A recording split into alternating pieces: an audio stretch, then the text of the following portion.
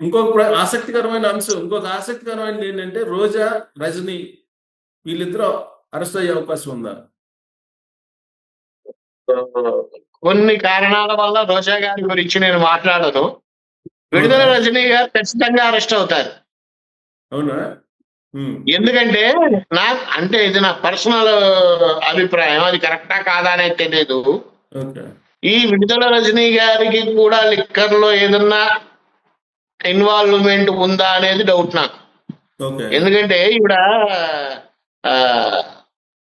ఆ అదర్ కంట్రీలో ఏదో కంపెనీ ఏదో ఉంది కదా సాఫ్ట్వేర్, ఈ సాఫ్ట్వేర్ లో ఈ హవాలాలు ఇలాంటి వాటిల్లో ఏదన్నా చెయ్యి ఉందేమో అని నాకు అనుమానం. ఏమైనా పాపం సైబరాబాద్ మొక్క చెదబట్టి జగన్ చెంతకు చేరి పెద్ద బొక్క అయిపోయింది పాపం. ఏం చేస్తాం? ఏది ఏమైనా విలాసకాడే విపరీత బుద్ధి అని ఇలాంటివి చాలా విచిత్రంగా ఉంటాయి. సిఎస్ఆర్ గారు, మీరు నేను నలుగురు ఐదుగురం గురించి మాట్లాడుకున్న ఒక వ్యక్తి గురించి వెనకాల నుంచి చీచా అని మాట్లాడుకున్న ఆ వ్యక్తికి తెలిసినా కూడా ఇసుమంతా కూడా ఇది లేదు రియలైజేషన్ అని అంటే అది రాజకీయ నాయకుల వ్యవహారం అలాగే ఉంటుంది అని అనుకోవాలో, లేకపోతే వాళ్ళ నేచరే అంతా అని అనుకోవాలో తెలియదు. కానీ ఏది ఏమైనా జగన్మోహన్ రెడ్డి గారు ఖచ్చితంగా లోపలికి వెళ్తాం అనేటువంటిది 100% వాస్తవం. ఇంకొకటి పెద్దిరెడ్డి రామచంద్రారెడ్డి ఆయన కూడా లోపలికి వెళ్తారండి. ఈ ల్యాండ్ దీని విషయంలో ఆయన కూడా లోపలికి వెళ్తారు. కాకపోతే కాస్త సమయం పడుతుంది. లాస్ట్ టైం మనం అఘోరా గురించి మాట్లాడినప్పుడు కాస్త ఓపిక పట్టట్లేదు, సమయం పడుతుంది అన్నా కదా. అలాగే కాస్త సమయం పడుతుంది. ఆయన కూడా లోపలికి వెళ్తారు. కాస్త పరిపాలన. మిథున్ రెడ్డి అలాగే అవినాష్ రెడ్డి వీళ్ళ పరిస్థితి ఏంటి? అవినాష్ రెడ్డి లోపలికి వెళ్తాడండి, అందులో అనుమానం ఏముంది? ముందు ఎవరు వెళ్తారు? జగన్, అవినాష్ రెడ్డి? ముందర జగన్ గారు వెళ్ళిపోతారుగా. ఎవరు వెళ్ళినా ముందర ఎలక ఏముందండి, 1 by 1 వెళ్తూ ఉంటమే. రైలు గూడ్స్ పెట్టిన లాగా ఒక్కొక్కళ్ళు వెళ్తూ ఉంటారు. ఎవరు చేసిన కర్మ వాళ్ళు అనుభవించాలి కదా. వచ్చే జన్మలో ఎందుకు, ఈ జన్మలోనే అనుభవించేస్తారు అందరూ వరస పెట్టి. రోజా గారి గురించి నేను ఇప్పుడు ప్రస్తుతం మాట్లాడలేనులేండి. కొంచెం సీక్రెట్ చెప్పారుగా, సీక్రెట్ గా ఉంచారుగా, ఏదో మీకు చెప్పకూడదు అంటున్నారుగా. అందుకనే రోజా గారి గురించి మాట్లాడట్లేదు, లేకపోతే మాట్లాడేవాడిని. సో ఇది వైఎస్ఆర్ కాంగ్రెస్ పార్టీది. మరి అమరావతి పరిస్థితి ఏంటి? అమరావతి దాని మీద చాలా విమర్శలు వస్తున్నాయి. అమరావతి రాజధాని అండి, అనుమానమే లేదు అందులో. ఒకటి, అది పూర్తిగా నిర్మించాలి, కాస్త టైం పడుతుందండి. కనీసం నాకు తెలిసి ఒక 4 ఏళ్ళు పడుతుందేమో అనుకుంటున్నా పూర్తిగా కంప్లీట్ అవడానికి. 3.5 సంవత్సరాలు ఈజీగా పడుతుంది. ఎందుకంటే భవిష్యత్తు ఏంటంటే చాలా ఉజ్వలంగా ఉంటుంది, అద్భుతంగా ఉంటుంది, అమోఘంగా ఉంటుంది. ఇది అమరావతి రాజధాని అన్బిలీవబుల్ గా ఉంటుంది. అమరావతిని కంపేర్ చేస్తే నిజం చెప్పాలంటే హైదరాబాద్ ని అమరావతిని కంపేర్ చేస్తే కరెక్ట్ గా గనక బాబు గారు వేసుకున్నటువంటి ప్రణాళికని కనుక రూపొందించగలిగితే అమరావతి బాగుంటుంది హైదరాబాద్ కన్నా. అంత అద్భుతంగా ఉంటుంది. అంటే మీ వ్యక్తిగతమైనటువంటి అంచనా, లేదంటే ఇప్పుడు చాలా ఇది నా వ్యక్తిగత అభిప్రాయం అండి. దీనికి ఏదో జాతకాలు, రాసులు, గణాలు ఇవన్నీ కాదు. నాకు అమరావతి మీద ఎక్కువ ప్రేమ ఉండదు, ఈ హైదరాబాద్ మీద ఎక్కువ ప్రేమ ఉండదు. నేను ఉండేది యూపీలో కాబట్టి కంపారిజన్ గా మాట్లాడితే బాబు గారు వేసుకున్న ప్రణాళికలకు ఆచితూచి ఖచ్చితంగా ఇది చెయ్యగలిగితే ఖచ్చితంగా అమరావతి బాగుంటుంది. మరి ఆరోగ్యం గురించి చెప్తున్నారు కదా, కొంత ఏదో ఇబ్బందికరం. నేను అదే అన్నాను, ఆయన ఆరోగ్య పరిస్థితి కాస్త జాగ్రత్తగా చూసుకోవడం ఒకటి, ఒక 5-6 నెలల పాటు. 2, ఆయన ప్రయాణించేటప్పుడు 1కి 10 సార్లు అది ఎలా ప్రయాణించినా సరే, ఉమ్, బై రోడ్డు ప్రయాణించినా, హెలికాప్టర్స్ లో ప్రయాణించినా సరే, కాస్త ఆచితూచి ఆలోచించి ప్రయాణిస్తే మంచిది అని నా అభిప్రాయం. ఓకే. ఏది ఏమైనప్పటికీ సో కూటమి భవిష్యత్తు ఏంటి? అంటే ఏమన్నా పగిలిపోయేటట్టుందా ఏమిటి కూటమి భవిష్యత్తుకి? అంటే కొంతమంది అనుమానిస్తున్నారు కదా. ఏ విధంగా అనుమానిస్తారండి? ఏ విధంగా అనలైజ్ చేస్తారు చెప్పండి? పవన్ కళ్యాణ్ ఏదో బయటకు వెళ్ళిపోతాడని అదని ఇదని చెప్తున్నారు కదా సరే, కొంతమంది. రైట్. పవన్ కళ్యాణ్ బయటికి వెళ్ళిపోయాడు. ఉమ్, వెళ్ళిపోయాడని అనుకుందాం. పవన్ కళ్యాణ్ గారు బయటికి వెళ్ళిపోయారు. తెలుగుదేశం పడిపోతుందా? గవర్నమెంట్ పడిపోతుందా? పడదు చెప్పండి. పడదు కానీ పవన్ కళ్యాణ్ మరి కూటమిలో కలిసి ఉంటారా ఉండరా ఏంటి అసలు భవిష్యత్తు ఏంటి? సార్, పవన్ కళ్యాణ్ గారు ఖచ్చితంగా కూటమిలోనే ఉంటారు, ఉమ్, డౌటే లేదు. ఒకవేళ ఆయన బయటికి వెళ్ళిపోవాలనిపించి వెళ్ళిపోయినా ప్రభుత్వానికి వచ్చిన నష్టమేమీ లేదు. ఓకే. బయట జనాలు ఎన్నో అనుకుంటారు. నాకు తెలిసినంత వరకు అందరూ బాగున్నారు, పెద్ద పట్టించుకోవాల్సిన అవసరం లేదు. ఉమ్. పవన్ ఓకే, కళ్యాణ్ మరొకటి గారికి అప్డేట్ ఏంటంటే కేసీఆర్ విచారణకు హాజరు కాబోతున్నారు రేపు ఎల్లుంట్లో. మరి ఆయన అది కూడా పరిస్థితి చెప్పా కదండి. మీ దాంట్లో నేను చెప్పా కదండి, కేసీఆర్ గారు కూడా లోపలికి వెళ్తారు అని. షూరా? మీ దాంట్లోనే చెప్పానండి, మీతోనే మాట్లాడా. కావాలంటే రీక్యాప్ చేసుకోండి. అది ఓకే, అప్పుడు చెప్పారు. ఇప్పుడు పరిస్థితి ఏంటి? ఇప్పుడు 2 నెలల 15 రోజులు చెప్పారు కదా జగన్ కి గడువు. కేసీఆర్ కి ఏమైనా ఉందా?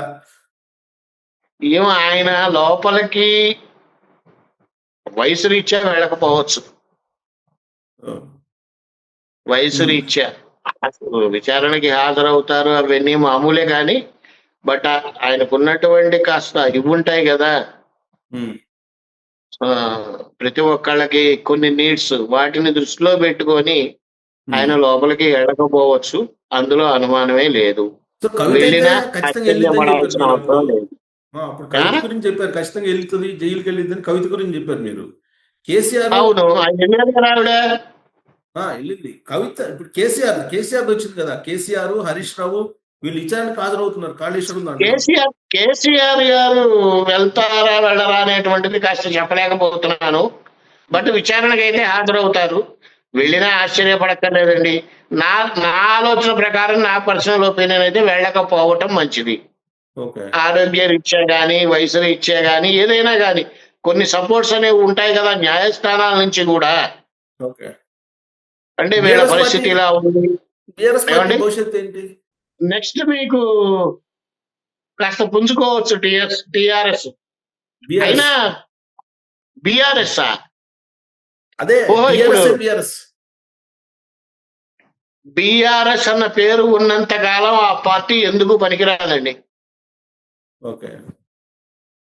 టిఆర్ఎస్ అంటేనే మళ్ళీ ఫేమ్ లోకి వస్తారు తప్పితే బిఆర్ఎస్ అనేటువంటిది భూస్థాపితం అనే అనుకోవాలి. ఓకే.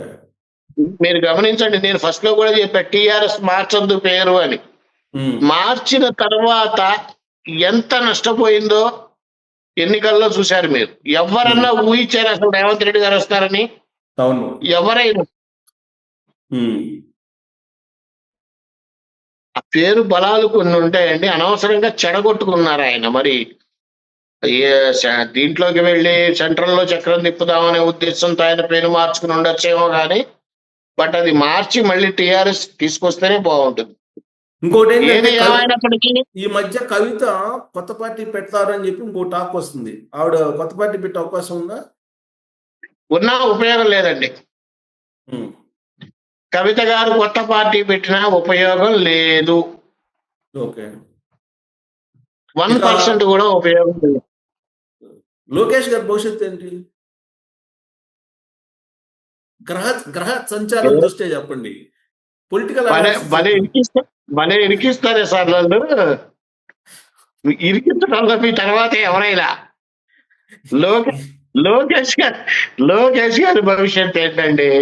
అద్భుతమైనటువంటి నాయకుడు. రాబోయే కాలంలో ఎవరు ఏంటి అనేది మనం జ్యోతిష్య ప్రకారం చెప్పాలల్లా ఓ 4 ఏళ్ళు టైం ఉంది కాబట్టి అప్పుడు ఆలోచిద్దాం. ఇప్పటి నుంచే ఎందుకు? ఇప్పటి నుంచే నేను చెప్పాననుకో మీ వీడియో ఓల్డ్ అయిపోతుంది, దాన్ని ఎవరు గుర్తు పెట్టుకోలేరు. ఆ మూమెంట్ లో కనుక చెప్తే వేడి వేడిగా ఉంటుంది, మాకు వచ్చి మాట్లాడటం అది విషయం. సో ఇప్పుడైతే అమరావతికి వచ్చిన ఇబ్బంది అయితే ఏం లేదంటారు? ఏం లేదండి, ఏం లేదు. అమరావతికి వచ్చినటువంటి ఇబ్బంది ఏమీ లేదు. ఫైనల్ గా మీరు యూపీలో ఉన్నారు, యోగి ఆదిత్యనాథ్ గారి అడ్డాలో ఉన్నారు మీరు. మరి నరేంద్ర మోడీ గారు సెప్టెంబర్ లో ఏదో దిగిపోతారు అంటున్నారు, ఏంటి? సెప్టెంబర్ లో దిగిపోతారా? 75+ అయిపోతే వాళ్ళ పార్లమెంట్ వాళ్ళ పార్టీ నిబంధనల ప్రకారం ఏదో వెళ్ళిపోయి యోగి ఆదిత్యనాథ్ ఏదో పిఎం అవుతారు అంటున్నారు కదా. ఇప్పుడు మీరు చెప్పింది వింటుంటే నిజంగా గనక యోగి ఆదిత్యనాథ్ గారు పిఎం అయితే ఉగ్రవాద్ అనేవాడు, నక్సలైట్ అనేవాళ్ళు, ఈ యథవేషాలు వేసేవాళ్ళు ఒక్కళ్ళు కూడా అలాంటి పనులు చేయరు. నోరు మూసుకొని కూర్చుంటారు. చాలా అద్భుతంగా చేస్తున్నారండి యోగి గారు. సామాన్యంగా మనం అంతా ఏమనుకుంటామంటే జనాలంతా మన వెనక ఉన్నారు అని అంటే అదొక ధైర్యం, మనం గెలుస్తాము అన్న నమ్మకం. కానీ అందరికన్నా జనాలకి ముందు నేనున్నాను అని అంటారే, ఆయన గొప్పవాడు. దట్ ఈజ్ యోగి. ఒక మాటలో చెప్పాలంటే యోగేనండి, అనుమానమే లేదు అందులో. అంటే ఎవరు వెళ్ళినా కలుస్తారు. నేను చెప్తున్నా కదా, నిజంగా చెప్తున్నా. ఆయన వాటర్ కావాలన్నా పంపు ఉంటే పంపులో కొట్టుకుని తాగేస్తాడు. ఎవరు వెళ్ళినా ఆయన ఫ్రీగా ఉండి కలవాలి అంటే కలిసేస్తాడు. ఆయనకి ఆ సెక్యూరిటీ ఉంది, ఈ సెక్యూరిటీ అస్సలు పట్టించుకోడు ఆయన. చెప్పండి. సో ఇప్పుడు ఆయన పిఎం అవుతాడా లేదా అది తెలియదండి, నాకు చెప్పలేను అప్పుడే. నేనైతే ఈ న్యూస్ వినలేదు. వింటే గనక ఏమన్నా చూసి మాట్లాడేవాడిని. ఎందుకు వెళ్ళలేదు? ఇప్పుడు మొన్న ఈ మధ్య నాగపూర్ వెళ్ళాడు కదా నరేంద్ర మోడీ గారు, 2 నెలల క్రితం నాగపూర్ వెళ్ళి అక్కడ మోహన్ భగవత్ కలిసి వచ్చిన తర్వాత నుంచి ఈ న్యూస్ బలంగా ఉత్తరప్రదేశ్ నుంచి వచ్చింది కదా. పిఎం యోగి ఆదిత్యనాథ్ గారు పిఎం అయితే సూపర్ గా ఉంటుందండి, కానీ అవరేమో అని నా ఉద్దేశం అప్పుడే. ఓకే, లేదు ఈ 4 ఏళ్ళు కూడా మోదీ గారే ఉంటే బాగుంటుంది అనుకునే వాళ్ళు కూడా చాలా మంది, ఎక్కువ పర్సంటేజ్ పీపులే ఉన్నారు. ఆయన ఏ ఉద్దేశంతో కలవటం లేదు. ఈ మధ్యకాలంలో లోకేష్ నరేంద్ర మోడీ గారి ఆహ్వానం మేరకు ఢిల్లీ వెళ్ళారు, కలిశారు. కలిసిన తర్వాత కొన్ని ఫోటోలు కూడా రిలీజ్ చేశారు. మరి ఏంటి ఆ ఫోటోలు చూస్తే ఏమనిపించింది మీకు? ఏ ఫోటోలు రిలీజ్ చేశారండి? అంటే అన్యోన్యంగా ఉన్నట్టు ఫ్యామిలీ మెంబర్స్ లాగా ఉన్నాయి కదా ఫోటోలు, నిజంగానే కలిసిపోయారు అని అనుకోవచ్చా? ఒక కూటమిలో ఉన్న వాళ్ళు లోకేష్ గారు వెళ్ళి ప్రధానమంత్రిని కలిశారు కాబట్టి ఫోటోలు దిగారు. ఆ ఫోటోలు బయటకు వచ్చినాయి. ఖచ్చితంగా అన్యోన్యంగానే ఉంటారు. అక్కడ కొట్టుకోవాల్సిన అవసరం ఏమొస్తుంది? ఇప్పుడు జగన్మోహన్ రెడ్డి గారు వెళ్ళినప్పుడు కూడా జగన్మోహన్ రెడ్డి గారితో కూడా ఫోటోలు దిగారు కదా మోడీ గారు. జగన్మోహన్ రెడ్డి గారు. అంటే ఆ ఫోటోలు వేరు, ఈ ఫోటోలు వేరు అని అంటున్నారు కదా చాలా మంది. ఏమీ లేదండి, మీరు చాలా మంది అనుకుంది ఏంటంటే లోకేష్ గారు ఢిల్లీ వెళ్ళారు, ప్రధానమంత్రి మోడీ గారిని కలిశారు, ఈ జగన్మోహన్ రెడ్డి గారి గురించి డిస్కషన్ కోసం వెళ్ళారని చాలా మంది అనుకున్నారు.